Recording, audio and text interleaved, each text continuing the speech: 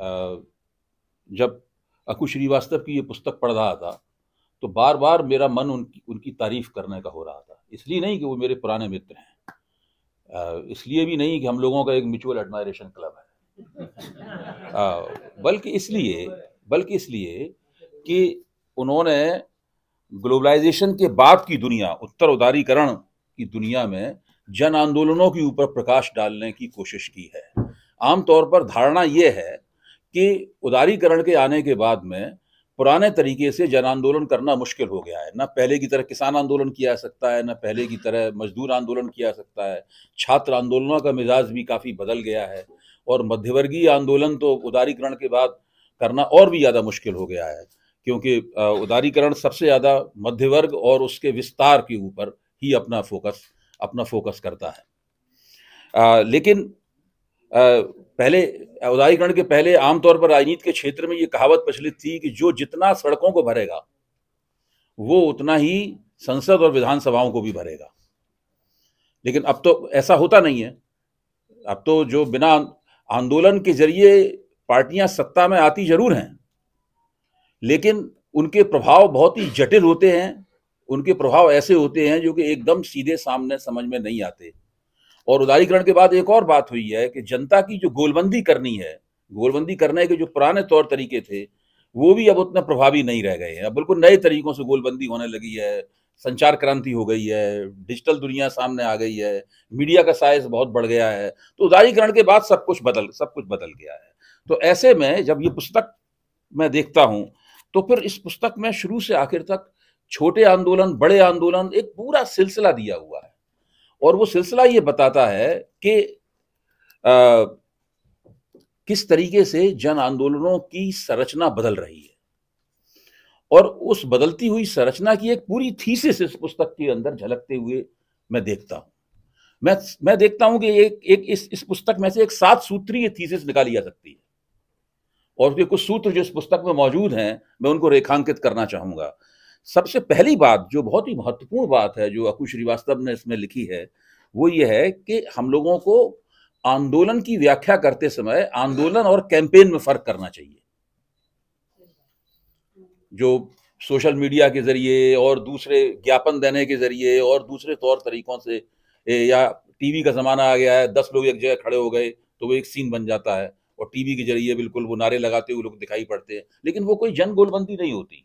तो आंदोलन और कैंपेन के बीच में फर्क होना चाहिए। और बहुत से आंदोलन जो पहले जन गोलबंदी का सहारा लेते थे, बाद में दरअसल वो, उन्होंने इसके उदाहरण भी दिए हैं कि वो एक महज एक कैंपेन में, एक टेक्नोलॉजी के जरिए की गई मुहिम के अंदर सीमित होकर रह गए हैं। ये एक बहुत महत्वपूर्ण बात है जो दोनों के बीच में उन्होंने फर्क किया है। दूसरी महत्वपूर्ण बात उन्होंने कही है कि आंदोलनों का एक दिल्लीकरण हो गया है। यानी जितने भी, कहीं पहले क्या होता था कि भाई अपने अपने मुकाम पे आंदोलन हो रहे हैं, वो अपने अपनी जगहों पर जनता को, अब बोधगया में एक आंदोलन हो रहा है, छात्र विवाह संघर्ष वाहिनी चला रही है, या एक उदाहरण मैंने आपको दिया। लेकिन अब हर आंदोलन अपने आप को दिल्ली की तरफ धकेलता है, दिल्ली की तरफ जाता है, वो कोशिश करता है कि यहां पर आए। पहले तो आंदोलन बहुत दिन हो चुका होता था, तब उसके बाद में दिल्ली में बोट क्लब पे या कहीं कोई एक रैली अपनी राष्ट्रीय नुमाइंदगी के लिए संसद के दरवाजे पे दस्तक देने के लिए प्रतीकात्मक रूप वगैरह से होती थी वहां पे। लेकिन अब ऐसा नहीं है। आंदोलन शुरुआत से ही कोशिश करता है कि वो दिल्ली की तरफ जाए और कोशिश करे कि दिल्ली में ही सबसे ज्यादा उसका शोर हो, सबसे ज्यादा उसकी आवाज हो। ये एक बहुत महत्वपूर्ण पिछले जमाने के आंदोलनों और आज के जमाने के आंदोलनों के बीच के अंतर को रेखांकित करते हुए उन्होंने कही है। तीसरी एक बहुत महत्वपूर्ण बात कही है तिरंगे के इस्तेमाल की, क्योंकि आप देख रहे हैं कि भ्रष्टाचार विरोधी आंदोलन के बाद में, 2010, 11, 12 के दौरान जो भ्रष्टाचार विरोधी आंदोलन हुआ, उसके बाद में आंदोलनों के किरदार में एक गैर पार्टी प्रवृत्ति उनके ऊपर हावी होती चली गई। तो पार्टियों के झंडे आंदोलनों में उतना महत्वपूर्ण नहीं रह गए जितना आंदोलनकारी तिरंगे को लेकर सामने आने लगे, और वो आंदोलन के जरिए राष्ट्र के ऊपर, तिरंगे के ऊपर अपनी दावेदारी पेश करते हैं। और उसके जरिए वो कहते हैं कि हम केवल अपने मांगों के लिए ही आंदोलन नहीं कर रहे हैं, बल्कि हम दिल्ली आकर दिल्लीकरण होता है और फिर आंदोलन का तिरंगाकरण भी होता है। यहां पर एक चौथी बहुत महत्वपूर्ण बात जो अकु श्रीवास्तव इसमें कहते हैं वो ये है कि कई आंदोलनों का कई आंदोलनों का एक तरह का अकादमीकरण भी हुआ है, यानी उनकी थीसिस और उनकी विचारधारा सेमिनार रूम में बैठकर रची जाने लगी है, और उससे उन आंदोलनों की जो जनोन्मुखता थी, उस जनोन्मुखता में बहुत ह्रास हुआ है। दलित आंदोलन इसका एक उदाहरण है, जिसका अकू जी ने जिक्र भी किया है, और मैं इसमें अपनी तरफ से एक और जोड़ देना चाहता हूं कि जो स्त्रियों के अधिकारों का आंदोलन है, उसमें जब उसका सेमिनारीकरण हो जाता है, जब समाज वैज्ञानिक सेमिनार रूम में बैठकर एक अपना विमर्श का, डिस्कोर्स का अपना एक बबल बनाते हैं, एक बुलबुला बनाते हैं, और फिर उस बुलबुले में रहना भी शुरू कर देते हैं, विश्वास करने लगते हैं कि हमने ये जो बुलबुला बनाया है यही एक सामाजिक यथार्थ है। तो ये आंदोलन दरअसल सोशल एक्शन का नाम है।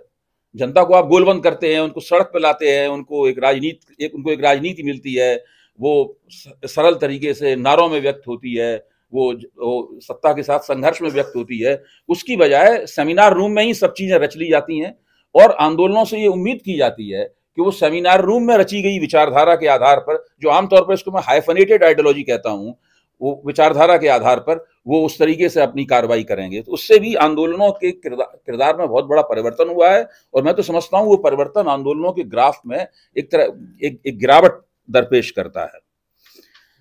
जो पांचवी और छठवीं बात है जो अकू जी कहते हैं, वो ये है कि जिसमें इस पुस्तक में जोर दिया गया है किसान आंदोलनों के ऊपर। खास इस पुस्तक का सबसे ज्यादा बड़ा हिस्सा किसान आंदोलनों के बारे में, केवल उसी किसान आंदोलन के बारे में नहीं जिसने दिल्ली की सीमाएं रोक ली थी और जो 1 साल तक लगातार चलता रहा, और जिसकी वजह से केंद्र सरकार को झुकना भी पड़ा, संसद में पारित कानूनों को वापस लेना पड़ा। केवल उसी की बात नहीं है ये, आमतौर पर किसान आंदोलनों के ऊपर उनका जोर है, और किसान आंदोलनों का एक सरलता से समझ में आने वाला वो इतिहास भी पेश करते हैं।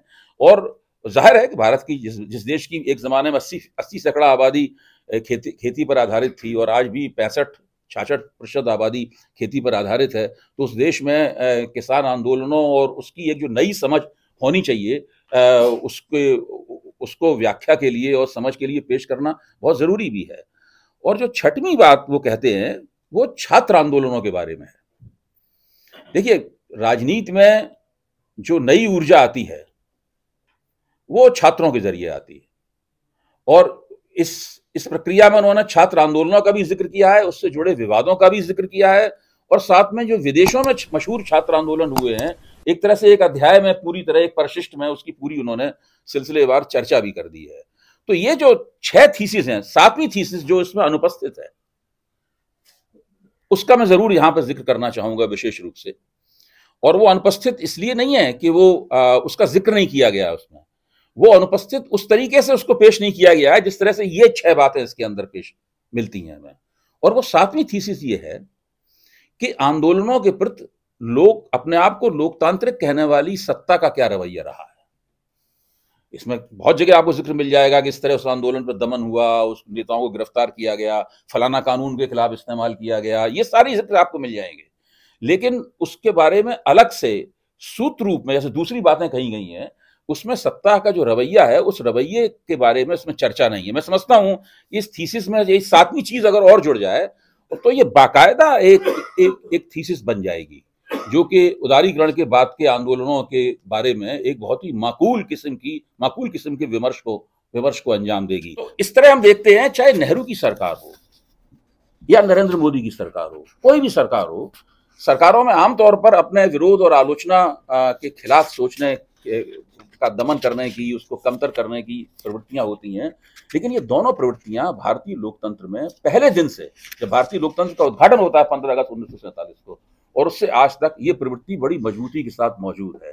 तो अगर अकू श्रीवास्तव की ये 6 थीसिस के 6 सूत्र हैं, इसके अंदर एक 7वां सूत्र भी जोड़ दिया जाए कि सत्ता का आंदोलनों के प्रति क्या रवैया रहा है उदारीकरण से पहले और उदारीकरण के बाद में, तो मैं समझता हूं कि फिर ये एक मुकम्मल थीसिस बन जाएगी जो हमारे लोकतंत्र को समृद्ध करने, आंदोलनों पर और लोकतांत्रिक सत्ता के चरित्र पर सोचने में हमारी काफी मदद करेगी। धन्यवाद। यहाँ आने वाले लोगों को, और मुझे आज जो सबसे ज्यादा आनंद का अनुभव होगा वो जब ये सोच के आएगा कि आज ये फला विचारधारा ढूंढने को मिलेगी या ये विचारधारा ढूंढने को मिलेगी, वो यहाँ से निराश जाएगा।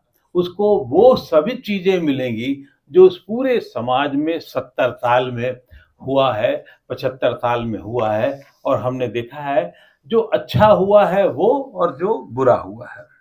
और बुरा भी एक नजरिया है, एक आंख है हमारी देखने की।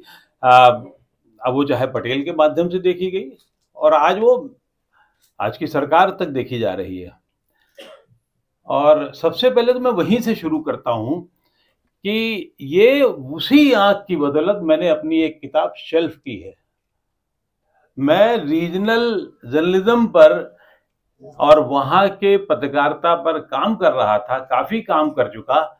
बिहार पे किसी ने सहयोग करने से इनकार कर दिया, क्यों, मैं बिहारी हूं आधे से ज्यादा, तब भी इनकार दिया कि ले भाई साहब कहाँ आप जानते हैं, अगर जरा सा भी कुछ कहना सुनना पड़ा तो क्या कहेंगे और साहब क्या कहेंगे और क्या करेंगे, इसका कोई जुगाड़ मतलब हिसाब नहीं।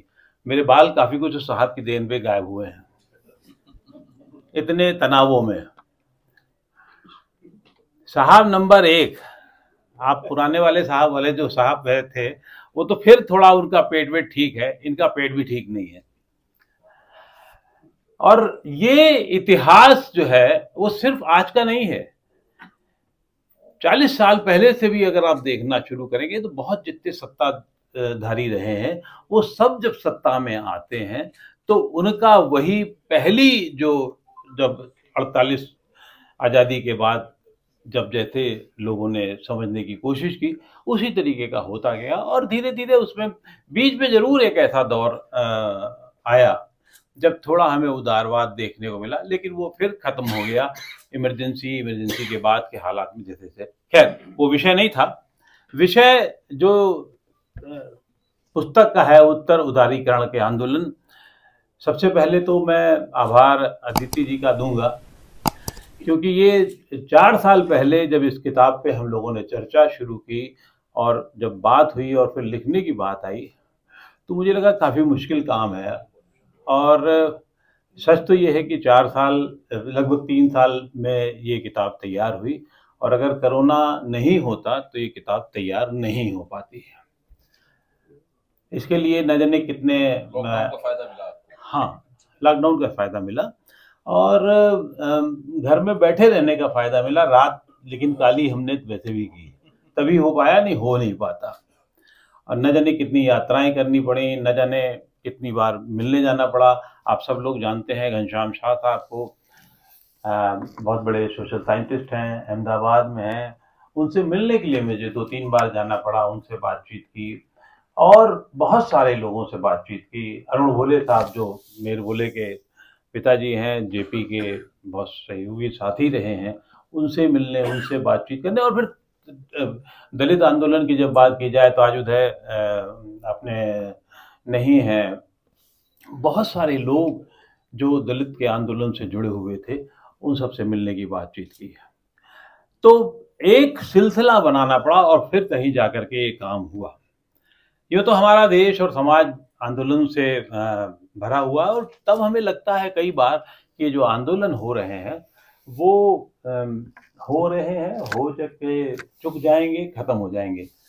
लेकिन ये समाज की सच बात है कि जब भी कोई आंदोलन होता है तो उसके सफल होना और विफल होना ये कोई बहुत बड़ी बात नहीं है। आंदोलन का होना बहुत बड़ी बात है, और वो आंदोलन का होना समाज को जिंदा रखता है। उसकी सफलता विफलता, क्या हुआ क्या हश्र है, ये कोई बहुत बड़ी बात नहीं होती है। तो आंदोलन इसलिए बहुत महत्वपूर्ण है। लेकिन कुछ चीजें मुझे लगता है कि बहुत सहज ढंग से ली जा रही हैं जो इतनी सहज नहीं होती हैं। उत्तर उदारीकरण के बाद आंदोलनों का जो रूप हुआ वो एक डाइल्यूट होने के सिलसिले में रहा। उनकी गंभीरता कम हुई, उनका ठहराव कम हुआ और नंबर्स उनके कम हो गए। उसके पीछे कारण क्या था ये हम सब जानते हैं, धीरे धीरे हमें पता लगता रहा। लेकिन जो असर समाज में आया वो ये था, इस पूरे उत्तर उदारीकरण को समझने के लिए जरूरी है, वो ये था कि धीरे धीरे हमारा समाज में जो मध्य वर्ग बढ़ा उस मध्य वर्ग के बढ़ने की वजह से वो हालात नहीं रह गए कि जब जेपी ने 70 के दशक में आंदोलन की शुरुआत की थी और फिर बीच में बहुत बड़े स्तर पर ले गए और ये कहने की हिम्मत रखी और लोगों ने उनका साथ दिया कि आप अपने बच्चे को हमें 1 साल के लिए दे दें। आज इतने सारे लोग यहाँ बैठे हैं, क्या हम में से कोई एक बच्चा साल भर के लिए, क्या महीने भर के लिए भी देने की हिम्मत करेगा? शायद नहीं। हम चाहते जरूर है कि भगत सिंह इस देश में पैदा हो, काफी पैदा हो, खूब सारे पैदा हो जाए, पगड़ी वगड़ी ले करके सरकारें बना ले पीली पगड़ी पहन करके, लेकिन अपने घर में ना बाबा, ना बेटा, बहुत बुरा माहौल है। कोई नहीं चाहता भगत सिंह बनना। तो जब स्थिति ये हो जाए कि अपनी ऊपर चीजें आ रही हो तो आप किनारे हो जाइए, तो आंदोलन भी फिर धीरे धीरे कम हो जाएंगे, खत्म हो जाएंगे। और आज की स्थिति यही है कि जब देश में मध्य वर्ग बहुत बड़ा है, इस पूरे देश में आप किसान आंदोलन हुआ, इतना लंबा चला, सब कुछ हुआ, हमारी जान क्यों निकलती है किसानों को कुछ देने के लिए? कभी सोचा है हम सब लोगों ने? बात करेंगे, मैं भी बात करता हूं, मुझे याद है 9-10 साल का था कि 68 पैसे किलो गेहूं मिला करता था। आज हम सोचते हैं क्या हिसाब है, लेकिन क्या तब टीचर्स को जो मिलता था आज उसका 170 गुना। हमारे मित्र हैं देवेंद्र शर्मा जी, डॉक्टर देवेंद्र शर्मा कृषि विज्ञानी हैं, जो तुलनात्मक रूप से बताते हैं तो क्या औरों को मिलता है, किसानों को भी मिल रहा है उसकी तुलना में? नहीं मिल रहा है। हम मध्य वर्ग को बड़ा खुश रखने की कोशिश सरकारें करती हैं और किसी न किसी तरीके से प्याज के दाम ना बढ़ने पाए, टमाटर ना बढ़ने पाए, किसान को ना मिलने पाए, कोशिश होती है। ये बात सही है कि वो किसान को पूरा मिलता नहीं है, वो बीच में जो खा जाता है पूरा आड़ती खा जाता है, बीच का व्यापारी खा जाता है, दुकानदार खा जाता है, किसान को कुछ नहीं मिलता। लेकिन देने की कोशिश में भी हमारी सबकी जान निकलती है। इतनी सारी बातें हैं, मुझे बहुत संक्षेप में कहना था, लेकिन मैंने थोड़ा लंबा टाइम ले लिया क्योंकि बहुत सारा जो हमारे आयोजन की डॉक्टर गरिमा जी हैं, उन्होंने बहुत सारी चीज़ें कह दी। ये बात ज़रूर है कि बहुत छोटी छोटी चीज़ें उन्होंने गौर की हैं। तिरंगे का इस्तेमाल को बहुत शालीनता से उन्होंने किया। मुझे लगता है कि तिरंगा सिर्फ अब गौरव का ही प्रतीक नहीं है, एक आवरण भी हो गया है और ये बहुत खतरनाक भी होने जा रहा है। एक तिरंगा लेकर के आप किसी मोटरसाइकिल में किसी को गोली चलाते हुए भी देख लें तो वो दिन कोई दूर नहीं है, या इससे बुरी स्थिति भी हो जाए तो भी कोई बुरी नहीं है।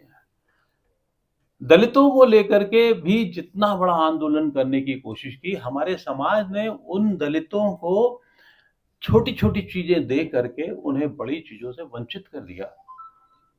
उन्हें व्हाइट कॉलर जॉब दे करके, उन्होंने कभी नहीं मांगा था कि साहब आप उन्हें मिड डे खाना दीजिए, मील दीजिए। उन्होंने कभी नहीं चाहा कि छोटी छोटी चीजें दी जाए उन्हें, लेकिन आपने छोटा दे करके उनको संतुष्ट कर दिया, उन्हें दबा दिया। और आज भी वो जो बदलाव होना चाहिए था दलितों में, मैं भी ये मानता हूँ चंद्रभान जी की तरीके से कि उनको जो मिलना चाहिए वो नहीं मिला। उनका जिस तरीके से उत्थान हो जाना चाहिए था, नहीं दिया गया। आज भी देश में आंदोलन होते रहते हैं, लेकिन अब मुझे लगता है कि आंदोलन बहुत कम होते हैं और उनकी तीव्रता वो नहीं है। इसकी वजह एक बड़ा मध्य वर्ग है जो आंदोलनों में उस तरीके से हिस्सेदारी नहीं बढ़ाता है, जो सबसे बड़ी वजह है। तो इस लिहाज से आंदोलनों की कहानी में अभय भाई ने 6 चैप्टर जोड़ दिए थे। 7वां चैप्टर कहा कि क्यों नहीं होता, तो वो मैंने पहले ही उल्लेख कर दिया कि अगर वो होता तो एक और किताब होती है। लेकिन क्योंकि जब मैं देख लिया मैंने कि ना उत्तर प्रदेश में कुछ कहने वाला है, ना गुवाहाटी में कुछ कहने वाला है, ना मध्य प्रदेश, ना बिहार में कोई सुनने वाला है, तो काहे भी लिखूंगा। और दिल्ली पे तो मैं लिख भी नहीं सकता आजकल, क्योंकि बहुत दिक्कत है। मैं ऑलरेडी प्रिविलेज मेंशन बहुत सारे झेल रहा हूँ। तो आप तनाव और मुश्किलों में जिस तरीके से हम सब रह रहे हैं, उसमें बहुत सारे काम ऐसे, लेकिन फिर भी कुछ काम कर ले जाएं हम लोग, और आप सब लोगों ने इस किताब को जो रूप दिया है, इतना ना मैं इसके योग्य हूँ और ना ही मैंने इसको इस गंभीरता के साथ मतलब ठीक है मैंने काम किया हो गया। ये वो शेक्सपियर के बारे में होता है ना कि साहब शेक्सपियर की कविताएं होंगी, अब आप शेक्सपियर से कहिए अनुवाद क्या है, तो उससे अच्छा अनुवाद हमारे पीछे बैठे हैं संजय जी, वो अनुवाद कर देंगे, वो ज्यादा अच्छा अनुवाद होगा। उसी तरीके से इस पुस्तक की मीमांसा आप लोग जिस तरीके से कर रहे हैं वो उसके लिए मैं निशब्द हूँ, नतमस्तक हूँ। और यहाँ जो जितनी बड़ी संख्या में जो सब लोग आए हुए हैं, रूडी जी इनको मैंने कहा भी नहीं था कि आइएगा, एक मैसेज किया था और ये आ गए। ये सच बात है, इसमें कोई राजनीतिक किसी को नहीं वो मैंने बुलाया था। संतोष जी को तो खैर मानते ही नहीं था मैं राजनेता हूँ। और जितने अब सब विद्वान हैं, दिलीप जी से लेके किसका किसका नाम लूं और किसका नाम नहीं लूं, पुराने मित्रों से लेके सब। और इस किताब को रचने में मेरे परिवार ने जो कुछ झेला, मेरा छोटा भाई जो विशेष वो है, हमारा बच्चा है अभी बाबू, इन्होंने बड़ा सहयोग किया हमें। हाँ इन्होंने बहुत बैठो बैठो बैठो, इन्होंने बहुत सहयोग किया हमें। और पत्नी ने तो खैर मतलब जानते ही आप सब लोग, इनकी योग्यता की वजह से थोड़ा और किताब का रूप निखर के आया है।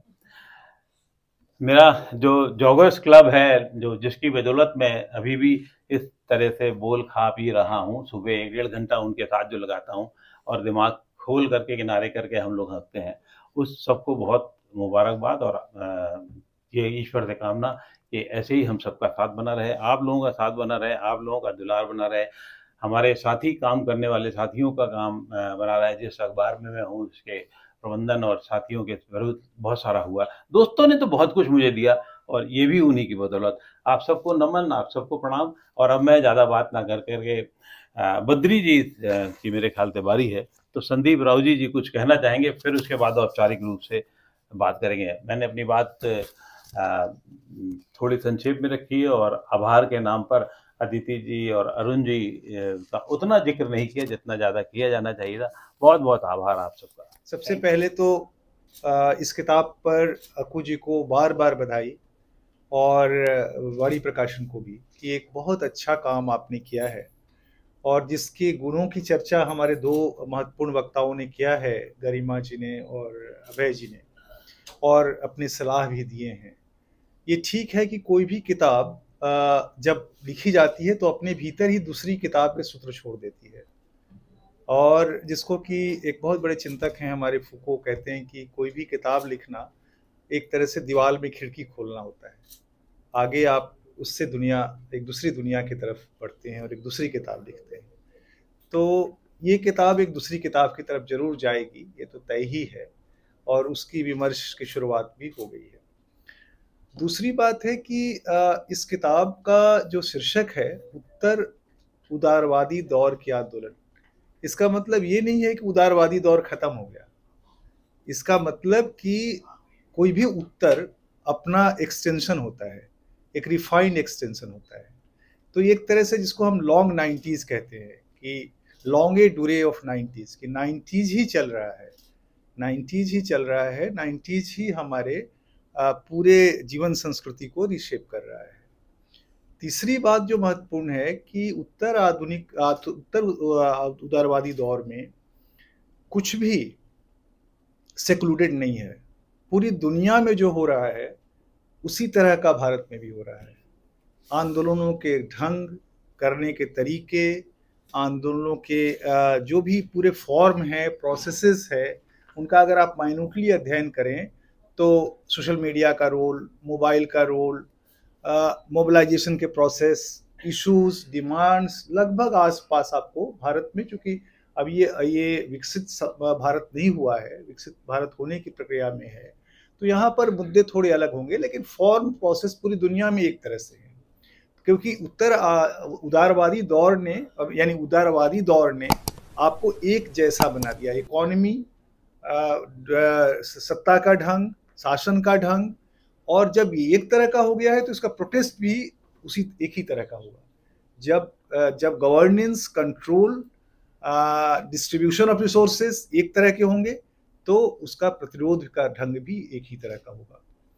अब सवाल है कि ये जो प्रतिरोध का ढंग है, जो उदारवादी दौर में शुरू हुआ, इसकी अपनी क्या खूबियां और खामियां हैं, इस पर लगातार चर्चा हुई। दो बातें की जाती है कि एक तो कहा जाता है, जैसा कि अक्कू जी ने भी कहा, कि आंदोलन होते रहना चाहिए। आंदोलन एक जिंदा समाज का उदाहरण है। लोहिया जी कहते थे कि जिंदा कौमें।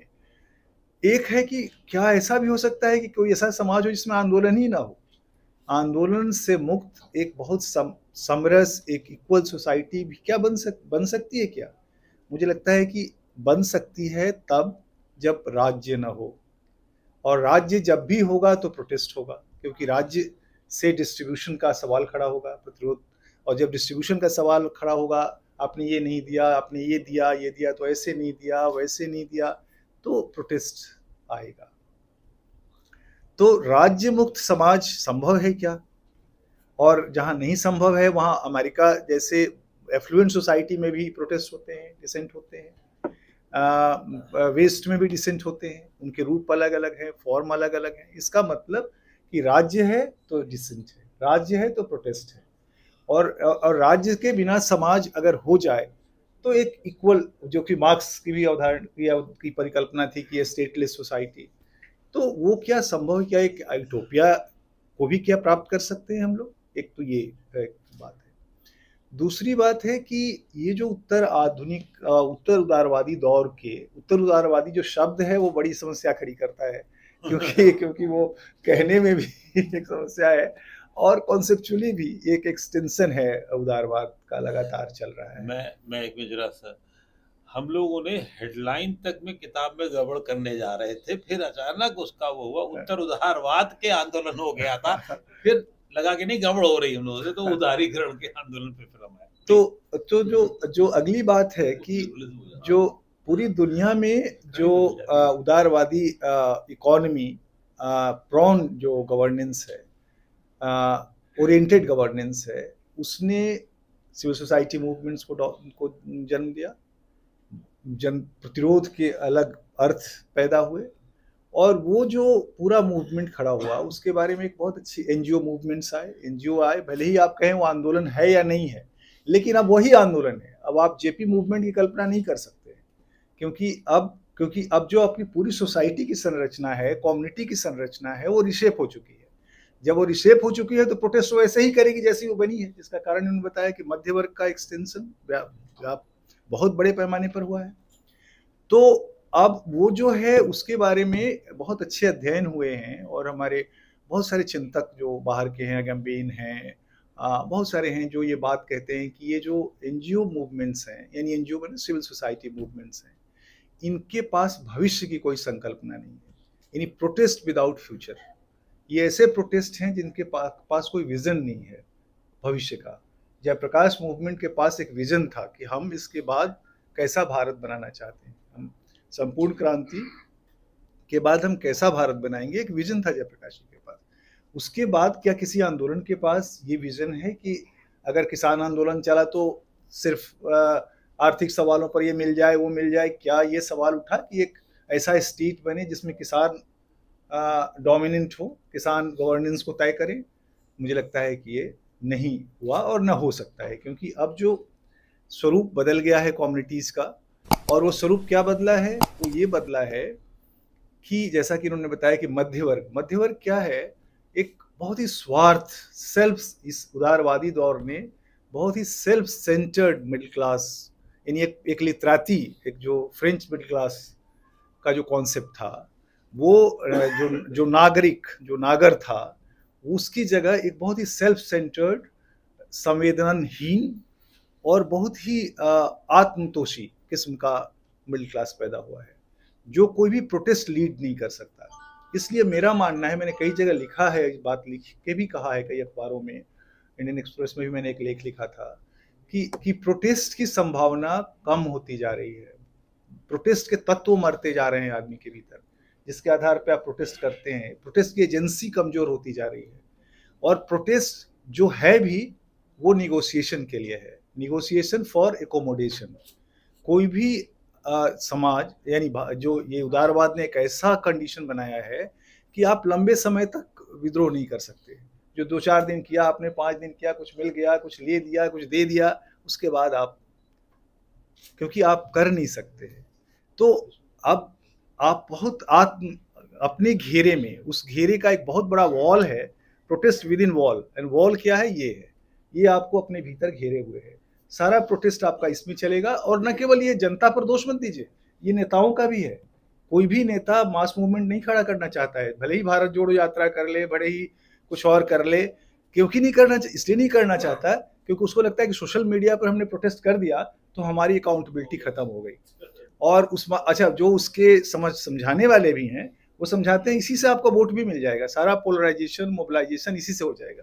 तो आप देखिए कितना ट्रांसफॉर्मेशन है, यानी साइबर स्पेस ने आपके सोशल स्पेस के मीनिंग को बदल दिया है।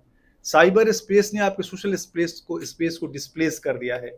सोशल स्पेस एक तरह का वर्चुअल स्पेस हो गया है। अब इस वर्चुअल स्पेस में कोई भी मूवमेंट चलेगा तो वर्चुअल चलेगा और वर्चुअल से मोबिलाइज होगा, भले ही लड़ने जाए, भले ही गोलियां खाए, लेकिन उसकी सारी जो ताकतें हैं, वो जयप्रकाश का नारा नहीं होगा, वो ये ताकतें होंगे जो कि ये सोशल मीडिया क्रिएट करेगी। तो बहुत बड़ा ट्रांसफॉर्मेशन है। और सबसे बड़ी बात है कि सारे मूवमेंट्स में अब जो उत्तर उदारवादी दौर के आंदोलन हैं, विजन और फ्यूचर का कोई कॉन्सेप्ट नहीं है, चाहे वो ट्राइबल्स को लेकर किए जा रहे हों, चाहे वो जमीन को लेकर के किए जा रहे हों, वो बहुत फौरी इमीडिएसी से ग्रसित आंदोलन है।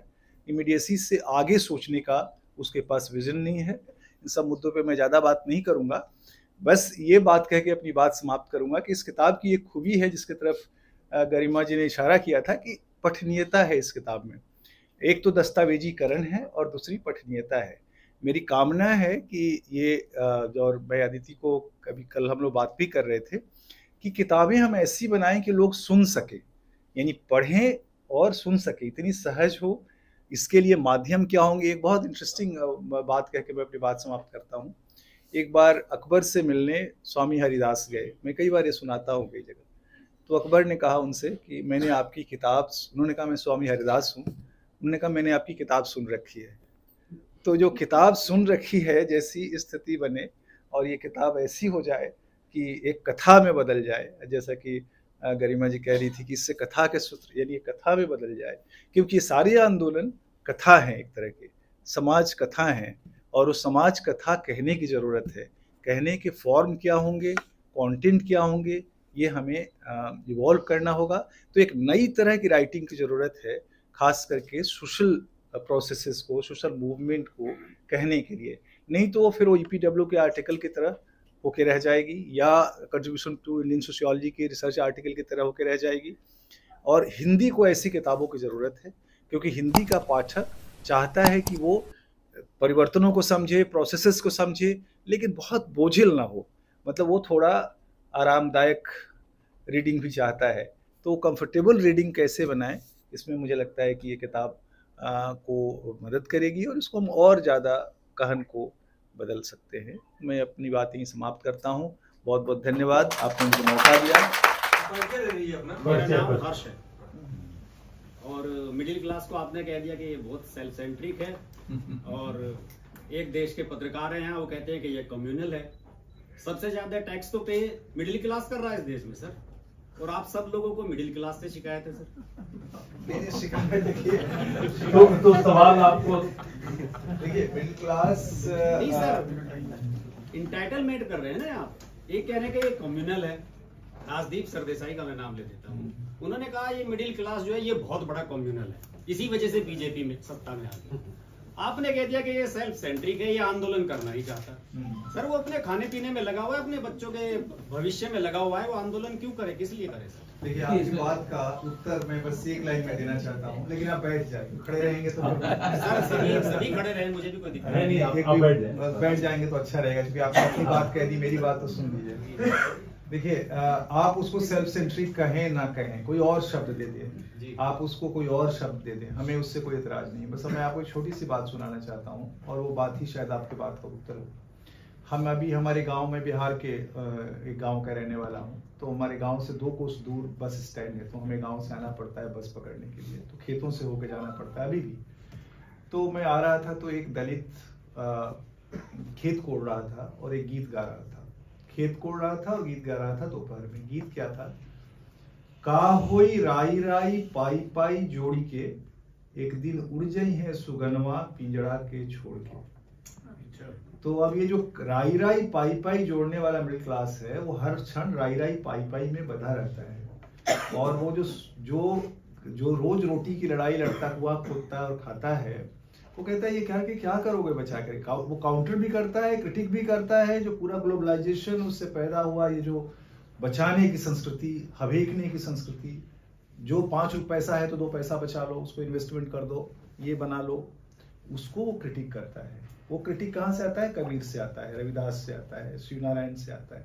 तो मुझे लगता है ये समय है अपने को ही रिथिंक करने का और अपने भक्ति आंदोलन के जो विचार चेतना है उसको फिर से याद करने का। ढेर सारे उत्तर इसी में मिल जाएंगे, चाहे वो राजदीप सरदेसाई के स्टेरियोटाइपिकल स्टेटमेंट हो या हम जो कह रहे हैं सेल्फ सेंटर्ड, उसको भी आप बदल के कुछ और कह लीजिए, हमें उससे कोई एतराज नहीं है। देखिए, ये जो राजदीप वाला वक्तव्य आपने कहा ना कि मध्यवर्ग, मैं केवल उसी पे कहूंगा, मध्यवर्ग सांप्रदायिक है। ये हम लोग जो राजनीतिक समीक्षा का काम करते हैं अखबारों में और टीवी पर, जब हमारी समझ में नहीं आती है कोई बात कि भाई ऐसा क्यों हो रहा है, तो फिर हम लोग इस तरह की बातें करने लगते हैं। क्या ये मध्यवर्ग अभी 2014 से पहले सांप्रदायिक नहीं था? तो 2014 से पहले तो भारतीय जनता पार्टी नहीं जीतती थी। 2017 से पहले उत्तर प्रदेश में भी नहीं जीतती थी चुनाव, यहां तक कि उसका वोट लगातार गिरता जा रहा था। तो ये बहुत ज्यादा चलता है कि हिंदी बेल्ट जो है, काऊ गोबर पट्टी है, ये सांप्रदायिक है, मध्यवर्ग सांप्रदायिक है। तो इस प्रकार की बातें कही जाती रहती हैं और मेरे ख्याल से हम सब लोगों के पास एक बौद्धिक चलनी होनी चाहिए जिसमें हम लोग सार गए दे थोता दे उड़ाए वाले काम करना चाहिए। तो ये बहुत ही थोथे किस्म के वक्तव्य हैं कि आप पूरे के पूरे एक वर्ग को सांप्रदायिक होने की मोहर उसके ऊपर लगा दें, पूरे एक समुदाय को कह दें कि ये सांप्रदायिक है, एक समुदाय को कह दें कि ये पैदाइशी। अब जो ऊंची जातियां हैं, यानी ब्राह्मण, ठाकुर, बनिया, कायस्थ, भूमिहार, ऊंची जातियां हैं, उसके बारे में बहुत से बुद्धिजीवी ये दावा करते हैं कि ये लोग पैदाइशी सांप्रदायिक हैं, और जो ओबीसी जातियां हैं और दलित जातियां हैं ये पैदाइशी सेकुलर हैं। मतलब इनका उत्थान होगा तो सेकुलरिज्म का उत्थान होगा। तो इस तरह की, बद्री भाई सब जानते हैं इन बातों को, इस तरह की फूड़ बातें बहुत से सार्वजनिक विमर्श में चलती रहती हैं, इनके ऊपर ध्यान नहीं देना चाहिए। Hi, this is Pooja Bedi. And I'd like to say that I'm deeply grateful to Harsh for his wonderful, wonderful and courageous reporting and the fact that he always stands up for what he thinks is right. Thank you, Harsh, for all the support and all the love. And rock on. Everyone who's watching this, don't hesitate to press the like, share, subscribe button on his channel.